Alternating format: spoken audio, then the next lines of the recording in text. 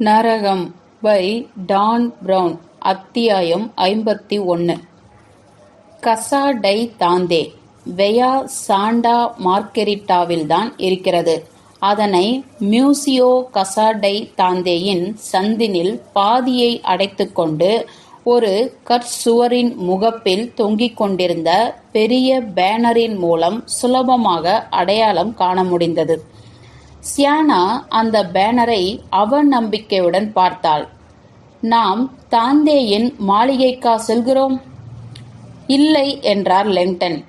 Dante இதன் முனையில் வசித்தார். இது அதற்கும் மேலாக தாந்தேயின் அருங்காட்சியகம். லெங்டன் இந்த இடத்திற்குள் ஒரு முறை வந்திருக்கிறார். கலை சேகரிப்புகள் மீதுள்ள ஆர்வத்தால் இங்கு வந்த அவருக்கு அவை அனைத்தும் உலகம் முழுவதிலும் தாந்தே சம்பந்தப்பட்ட படைப்புகளின் போலி தயாரிப்புகள் என்று தெரிய வந்தது. ஆனாலும் அவை அனைத்தையும் ஒரே கூரையின் கீழ் பார்ப்பதே மிகவும் சுவாரஸ்யமானதுதான். சியானா சட்டென்று நம்பிக்கை வந்தவளாக காணப்பட்டாள். தெய்வீக இன்பியலின் பிரதான பதிப்பை அவர்கள் பார்வைக்கு வைத்திருக்கிறார்கள் என்றா நினைக்கிறீர்கள்? லெங்டன் சிரித்துக் கொண்டார். இல்லை, ஆனால் மைக்ரோஸ்கோபிக் வகையில் அச்சிடப்பட்ட தாந்தேயின் தெய்வீக இன்பியல் முழு பிரதியுடன் பெரிய போஸ்டர்களை விற்கின்ற பரிசு பொருள் கடையை வைத்திருக்கிறார்கள் என்பது தெரியும். அவள் சற்றே அதிர்ச்சியுடன் அவரை ஏறிட்டு பார்த்தாள். எனக்கு தெரியும் சியானா, ஆனால் ஒன்றும் இல்லாததற்கு இது எவ்வளவோ நல்லது. பிரச்சனை என்னவென்றால் என் கண் பார்வை சரியில்லை. அதனால் ஒரு நல்ல பதிப்பை நீதான் படிக்க வேண்டும். மூடிவிட்டோம். அவர்கள் தம்முடைய கதவை நோக்கி வருவதை பார்த்த ஒரு முதியவர் சத்தமாக கூறினார், இன்று ஓய்வு நாள். நோன்புக்காக மூடப்பட்டதா? லெங்டனுக்கு மீண்டும் குழப்பமான உணர்வு ஏற்பட்டது. அவர் சியானாவை பார்த்தார். இன்றைக்கு திங்கட்கிழமை இல்லையே. அவள் ஆமோதித்தாள். புளோரன்டைன் வாசிகள் திங்கட்கிழமைதான் நோன்பிருப்பார்கள். லெங்டன் முணங்கினார். அந்த நகரத்தின் வழக்கத்திற்கு மாறான வாராந்திர காலண்டர் அவருக்கு சட்டென்று நினைவுக்கு வந்தது. வார இறுதி நாட்களில்தான் சுற்றுலாவாசிகளின் டாலர்கள் மிதமின்றி புரள்கின்றன என்பதால் நிறைய புளோரன்டைன்கள் வியாபாரிகள் தங்களுடைய அடிப்படை ஆதாரத்தை நோன்பு நாள் தடுத்துவிடக் கூடாது என்பதற்காக கிறிஸ்துவ ஓய்வு தினமான ஞாயிற்றுக்கிழமையை திங்கட்கிழமை மாற்றி வைத்துக் கொண்டார்கள். துரதிருஷ்டவசமாக இது தனக்கிருக்கும் மற்றொரு வாய்ப்பை நோக்கி செல்லுமாறுதான் கட்டாயப்படுத்துகிறது என்பதை லெங்டன் உணர்ந்தார்.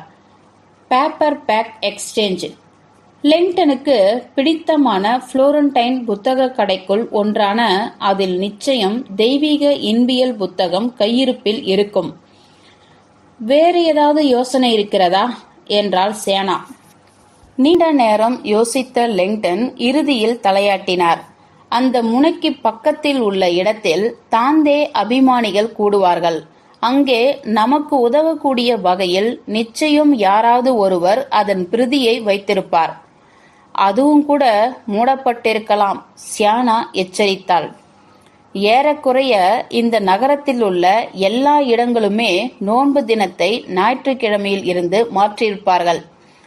அந்த இடத்தை அப்படிப்பட்ட ஒன்றாக நினைக்க முடியாது என்று லெங்டன் புன்னகையுடன் பதிலளித்தார். அது ஒரு சர்ச். அவர்களுக்கு 50 அடிகள் தள்ளி கூட்டத்தோடு கூட்டமாக தோளில் அரிப்புடன் காதில் தங்கத்தோடோடு சுவரில் சாய்ந்திருந்த அந்த மனிதன் தன்னுடைய சுவாசத்தை சுலபமாக்கிக் கொள்ள இந்த வாய்ப்பை பயன்படுத்தி கொண்டான். அவனுடைய சுவாசம் இன்னமும் முன்னேறவில்லை. முகத்தில் ஏற்பட்டிருந்த அரிப்பை கண்டு கொள்ளாமல் இடுவதற்கு சாத்தியமில்லை. குறிப்பாக கண்களுக்கு சற்று மேலே உணர்ச்சி மிகுந்த இடத்தில் இடைவிடாமல் அரித்துக் கொண்டே இருந்தது. தன்னுடைய ப்ளூம் பாரிஸ் கண்ணாடிகளை அகற்றி அவன் கண்ணின் குழிக்குள் தன்னுடைய சட்டைக்கை நுனியால் தோலினை கிழித்து விடாதபடி துடைத்துவிட்டு கொண்டான். கண்ணாடிகளை அணிந்து கொண்டபோது தன்னுடைய இரை நகர்ந்து கொண்டிருப்பதை அவன் பார்த்தான். அவர்களை பின்தொடர வேண்டிய கட்டாயத்தில் முடிந்தவரை மென்மையாக மூச்சு விட்டு கொண்டே அவர்களை தொடர்ந்து சென்றான்.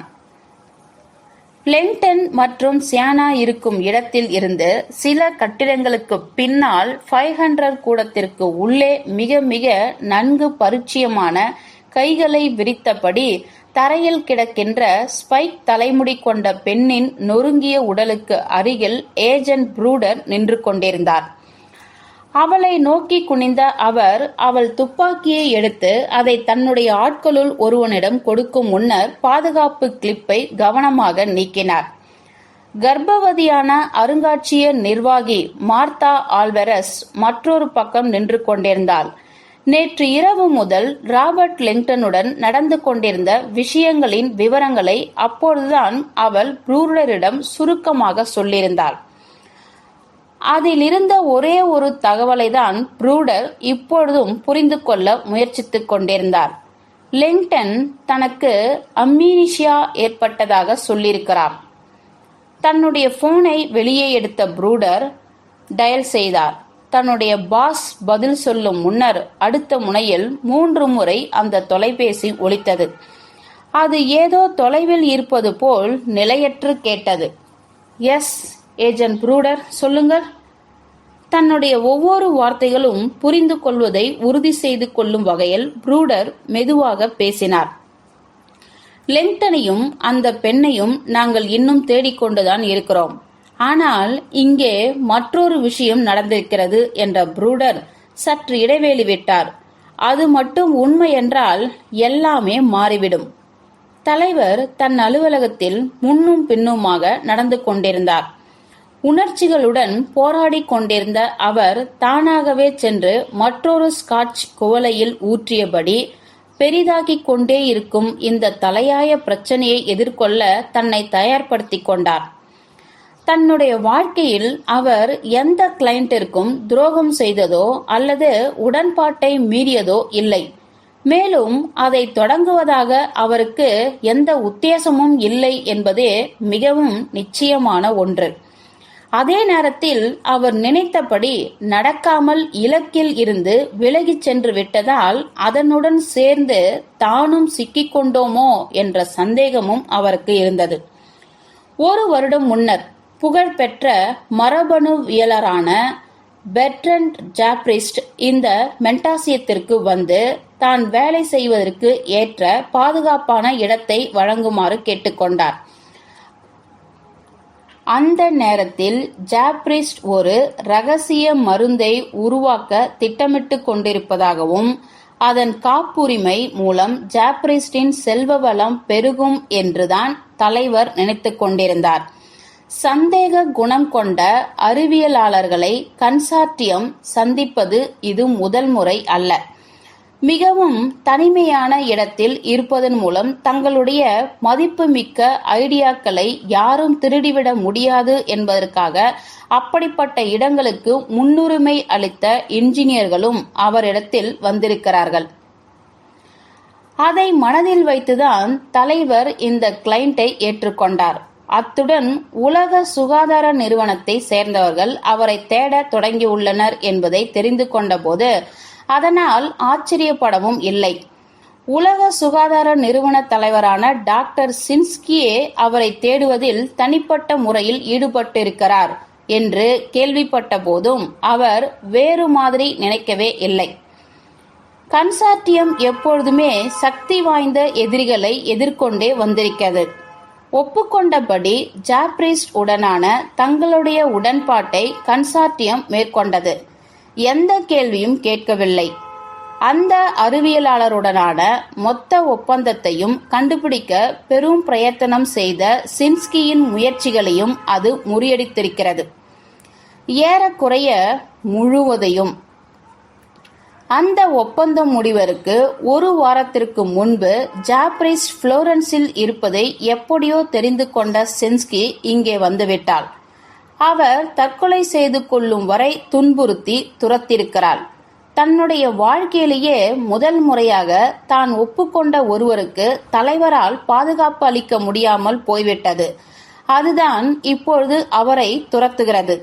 ஜாப்ரிஸ்ட் மரணமடைந்த விசித்திரமான சூழ்நிலையும் தான். அவர் தற்கொலை செய்து கொண்டார். பிடிபடாமல் இருக்க ஜாப்ரிஸ்ட் அப்படி என்ன இழவைதான் பாதுகாத்தார். அவர் மரணத்திற்கு பிறகு ஜாப்ரிஸ்டின் பாதுகாப்பு பெட்டகத்தில் இருந்து சின்ஸ்கி ஒரு பொருளை பறிமுதல் செய்திருக்கிறார். இப்பொழுதோ பிளாரன்ஸில் இருக்கும் சின்ஸ்கியுடன் நேருக்கு நேரான போரில் கன்சார்டியம் இறங்கியிருக்கிறது.